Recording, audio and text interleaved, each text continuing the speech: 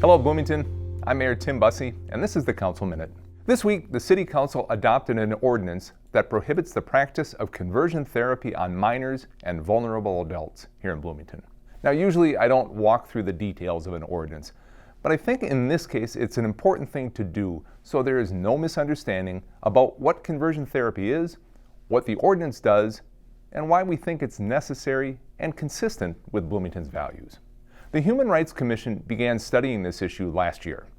In January, the Commission recommended that the Council adopt an ordinance based on the research they'd conducted. Now, important findings from the research are that a significant number of major medical, mental health, and child welfare professional associations have denounced and rejected conversion therapy as ineffective, unreliable, and unsafe. Included on that list of organizations are the American Medical Association, the American Psychological Association, the American Academy of Pediatrics, and the American Psychiatric Association. Those organizations that have spoken out have made it clear that conversion therapy is not at all rooted in evidence-based science or medicine.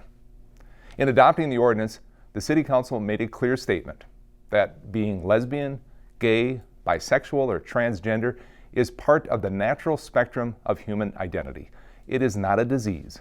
It is not a disorder or an illness that needs to be cured or corrected. It's also been shown that conversion therapy leads to critical health risks, such as anxiety, substance abuse, and self-harm, especially in minors and vulnerable adults. And those minors and vulnerable adults are especially susceptible to these harmful outcomes. So the purpose of this ordinance is to protect the physical and psychological well-being of minors and vulnerable adults from exposure to the serious harms caused by conversion therapy. The ordinance says that providers who are Minnesota licensed, certified, or registered in professions such as psychiatry and psychology, family therapy, social work, or clinical counselors are prohibited from practicing conversion therapy. The ordinance has a civil penalty that fines the provider for each reported violation of the ordinance and includes a report of the violation to the provider's licensing board or authority. The ordinance does have an exception for religious counseling, and it does not apply to conversion therapy on adults, people over the age of 18 who are able to give consent and make their own medical and mental health decisions. Now, Bloomington is not alone in wanting to protect the community from the harms of conversion therapy. 20 states across the country have already banned this practice. Unfortunately, Minnesota is not among them.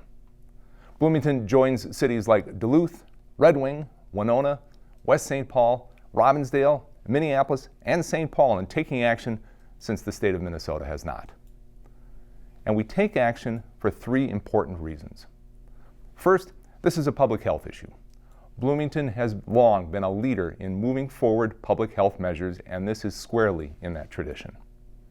Second, inclusion and equity is one of the strategic pillars for the City Council. Ensuring a safe and welcoming community for everyone is fundamental to who we are as residents of the City of Bloomington. And third, and most importantly, it's the right thing to do.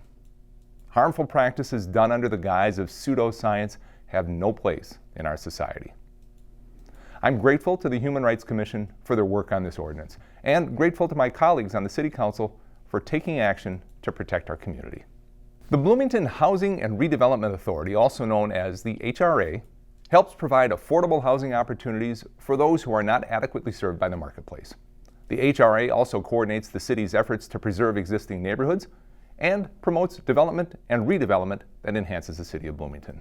The HRA accomplishes its mission through various programs: rental assistance, housing rehabilitation loans, first-time homebuyer assistance, and other development and redevelopment programs. Now, funding for these programs comes from all levels, from federal, state, regional, and local sources. The federal funds that we receive every year are part of the Community Development Block Grant Program, also known as CDBG, which provides funds from the U.S. Department of Housing and Urban Development to cities across the country. Here in Bloomington, CDBG funds are managed by the city's HRA, and every year, the HRA prepares an action plan that shows how the city will use the $450,000 grant from the U.S. government.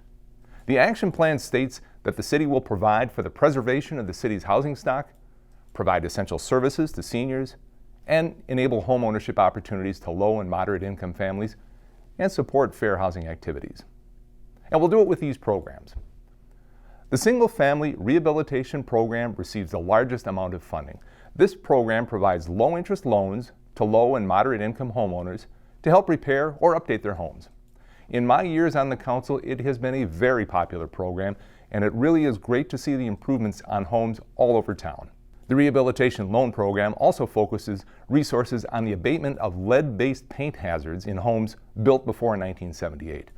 It's hard to believe we're still talking about the dangers of lead-based paint, but this abatement program is the city's way of ensuring that we're continuing to work to eliminate that health threat. CDBG grant funding also go to an organization called Senior Community Service. They offer a program that provides outside maintenance and homemaking services to low and moderate income seniors. This is an important service that helps seniors stay in their homes.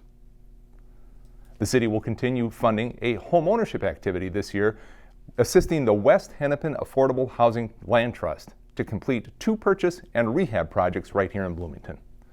This project is called Homes Within Reach, and the Land Trust resells the updated homes to low and moderate income families. The CDBG funds are used as gap financing to help ensure that the home is affordable after the rehabilitation. One of the unique aspects of this project is that when the new owner ultimately looks to resell the home years down the road, it must be sold to another low and moderate income family. The Land Trust retains ownership of the land, and ultimately long-term affordability is guaranteed. Lastly, the city contributes to the Metro-wide Fair Housing Implementation Council for fair housing services. These funds are used for education and research, housing discrimination testing and enforcement, and fair housing counseling. The folks who work for the Bloomington HRA and the commissioners who serve on the Housing and Redevelopment Authority are doing really important and impactful work to make sure that Bloomington's neighborhoods are strong, that our housing programs are fair and accessible, and that redevelopment for future generations of Bloomington is inclusive and high quality. Thanks to the HRA for making Bloomington a better place to live for everyone.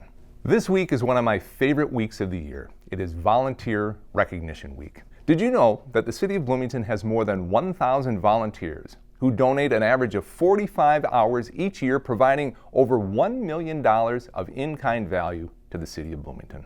And that doesn't include the thousands more who serve our community by volunteering at faith-based organizations, in youth athletics, with nonprofit organizations, at schools, and so much more. Volunteerism is one of the foundations of a thriving and successful community, and Bloomington has long had one of the largest and most committed populations of volunteers in the state of Minnesota. For each and every one of you who gives of your time and your talent to make Bloomington a better place to live, thank you for what you do. You are making a difference every day, and we are truly grateful for your efforts. Well, that's a wrap on this week's Council Minute. I hope to see you again next week. Until then, stay safe, Bloomington.